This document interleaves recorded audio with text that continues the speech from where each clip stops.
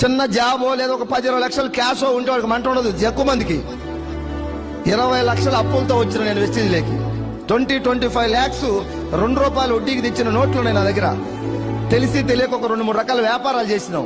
ఆ వ్యాపారాల్లో అందరికీ వస్తుంటే మనకు కూడా వస్తాయి అనుకున్నాం. అనుభవం ఉండాలి ఆయన కూడా ఆ వ్యాపారాలు రావాలంటే. బిజినెస్ లో అనుభవం లేకపోవడం వల్ల ఒక 20-25 లక్షల అప్పులయ్యి వెస్టీజ్ లో సైన్ చేసి మీటింగ్కి వచ్చిన తర్వాత వెనక మంట ఉన్నది. అది ఆ అప్పులే నా మంట.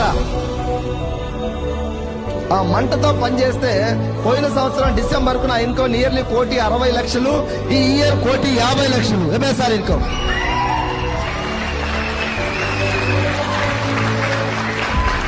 20-25 లక్షల అప్పులు తీర్చేసి 20 లక్షల కారు ఈఎంఐ లేకుండా మొత్తం స్పాట్ క్యాష్ పెట్టి కొనుక్కున్నా. నియర్లీ ఒక ₹1 కోటి ప్లాట్లు కొని పెట్టుకున్న త్రూ వెస్టీజ్ ద్వారా.